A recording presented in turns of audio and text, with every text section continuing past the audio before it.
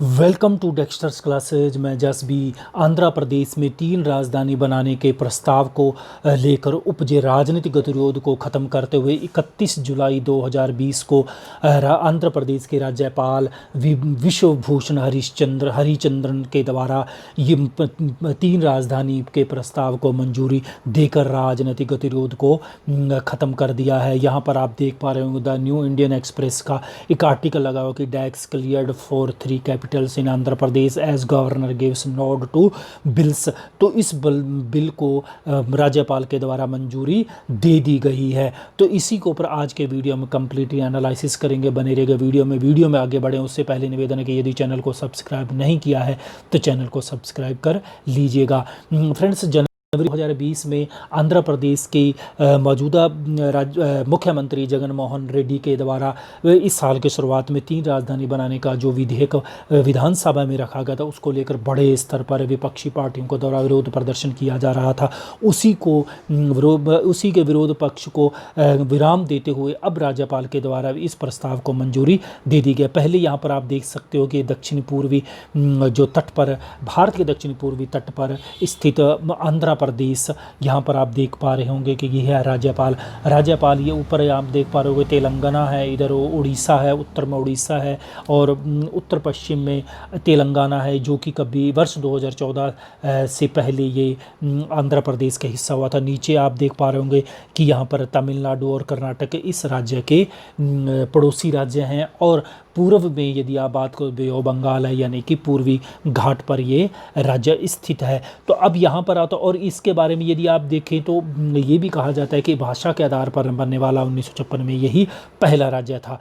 अब यहाँ पर हम बात कर लेते हैं कि जब 31 जुलाई 2020 को 2 विधेयक पास जो प्रस्तुत किए थे उनको मंजूरी दी गई है। एक तो है आंध्र प्रदेश विकेंद्रीकरण सभी क्षेत्रों के समग्र विकास विधेयक 2020 और एक आंध्र प्रदेश राजधानी क्षेत्र विकास प्राधिकरण संशोधित विधेयक 2020। तो ये 2 विधेयक थे, उनमें से जो नीचे वाला है जो राजधानी क्षेत्र विकास प्राधिकरण, यही 3 राजधानी बनाने का एक प्रस्ताव था। और ये जो 3 राजधानियाँ इस प्रस्ताव के द्वारा बनाई जाएगी, इस पास होते अब ये देश का पहला राज्य है जहां पर 3 राजधानी होगी। इस प्रस्ताव में विशाखापट्टनम आंध्र प्रदेश की एग्जीक्यूटिव कैपिटल होगी, यानी कि कार्यपालिका अर्थात सरकार विशाखापट्टनम से काम करेगी।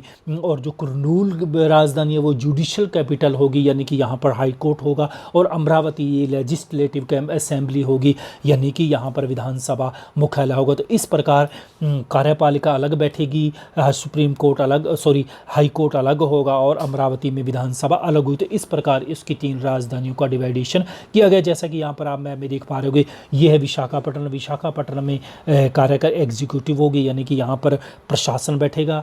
और इधर आप देख पर कुर्नूल में होगा ये न्यायिक राजधानी की, यहाँ हाई कोर्ट होगा। और ये गुंटूर जिले के अमरावती में यहाँ पर होगी विधायी राजधानी, यहाँ पर विधानसभा होगी। तो इस प्रकार यहाँ पर 3 राजधानियाँ होगी। और यदि हम बात करें और यदि आप सरकार का पक्ष देखें, मुख्यमंत्री का कहना है कि हमारे यहाँ भी 3 अलग अलग राजधानियाँ हो सकती है, क्योंकि दक्षिण अफ्रीका भी एक ऐसा देश है जहाँ पर 3 राजधानियाँ हैं। तो इस विधेयक की यदि हम बात करें तो 20 जनवरी को विधेयक प्रस्तुत किया गया था। दूसरी बार इसको 16 जून को विधेयक प्रस्तुत किया गया था, परंतु उसके बाद हालांकि 2 बार विधानसभा में तो ये प्रस्ताव प्रस्तुत किया जा चुका था, लेकिन वहाँ पर आप जानते हैं कि आंध्र प्रदेश में भी द्विसदनीय व्यवस्था है। यहाँ पर विधान परिषद भी विधानसभा के साथ साथ, तो विधान परिषद में भी प्रस्ताव प्रस्तुत होना जरूरी था, लेकिन विधान परिषद के द्वारा उस प्रस्ताव को पास नहीं किया गया था। हाँ, वहाँ के सभापति के द्वारा अपनी विवेचन शक्तियों का प्रयोग करते हुए ये प्रवर समिति को ये भेजा था, क्योंकि देखिए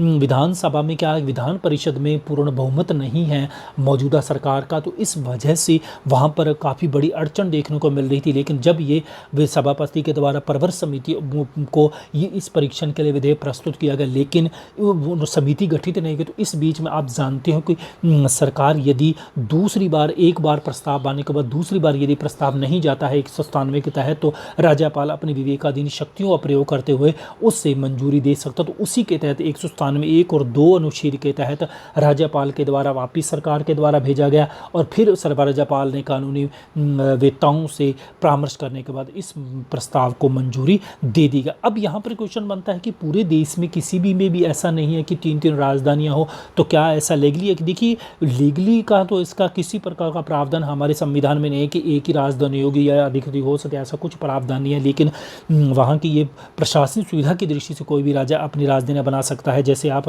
देखते होंगे कि बहुत से राज्यों के अंदर दो जगह विधानसभाओं का आयोजन किया जाता है। जैसे जम्मू कश्मीर जब ये राज्य हुआ करता था तो उस समय विधानसभा थी, तो वो उसके जम्मू कश्मीर में गर्मियों में और सर्दियों में, और जो श्रीनगर है वहाँ पर क्या होता था कि गर्मियों में विधानसभा बैठती थी, तो यहाँ आती थी जम्मू में और कश्मीर में। और लेकिन इसी प्रकार यदि आप महाराष्ट्र की बात करो तो मुंबई में और नागपुर में भी विधानसभाएं बैठती है, यानी कि सर्दियों में नागपुर में और गर्मियों में क्या नाम है मुंबई में। इसी प्रकार यदि कर्नाटक की बात करो तो बेंगलुरु और बेलगाम में भी इसी प्रकार 2 जगह राजधानियाँ बैठती। तो यदि आप तो यहीं पर भी इसी प्रकार उन्होंने भी ये कहा कि ये तो पूर्वी उत्तरी तटीय, दक्षिणी तटीय और रायलसीमा तीनों क्षेत्रों का विकास हो, उसी के आधार पर इन 3 राजधानियों की बात कही गई है। ये सरकार के द्वारा बताया जा रहा है।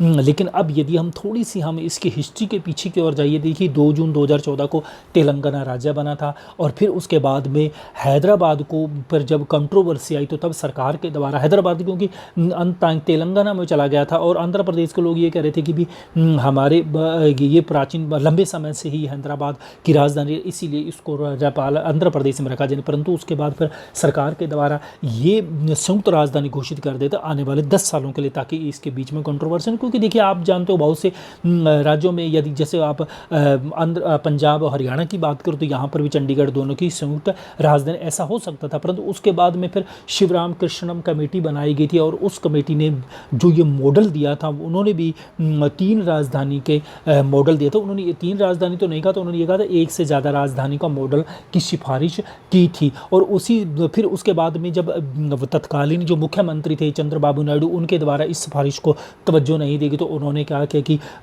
अमरावती को राजधानी बनाने का प्रस्ताव भेज दिया था, जिसके आधार पर 22 अक्टूबर 2015 को भारतीय प्रधानमंत्री नरेंद्र मोदी के द्वारा इसके निर्माण का शिलान्यास के लिए उद्घाटन किया था। तो फिर उस में जैसे ही 2019 में विधानसभा के चुनाव होते हैं और वाईएस जगन मोहन रेड्डी वहाँ पर मुख्यमंत्री बनते हैं और चंद्रबाबू नायडू की तेलुगु देशम पार्टी सत्ता से बाहर हो जाए, तो उसके बाद में उन्होंने अमरावती की जो राजधानी का लिए जो कामकाज चल रहा था, विकास कार्य, तो उसको रोक दिया। और इसके लिए फिर उन्होंने जी.एन. राव समिति का गठन किया। जी.एन. राव समिति का गठन होने के बाद वो रिपोर्ट देती, उससे पहले ही 3 राजधानी को जो मॉडल है कृष्ण समिति का आधार पर, उसके आधार पर इन्होंने मुख्यमंत्री ने घोषणा कर दी। और फिर जी.एन. राव ने भी उसी मुख्यमंत्री घोषणा के तहत ही अपनी भी सिफारिश कर दी। तो इस प्रकार से ये 3 राजधानी बनाने के प्रस्ताव को गति मिली। तो इसी के ये था फ्रेंड्स आज का छोटा सा वीडियो। उम्मीद है कि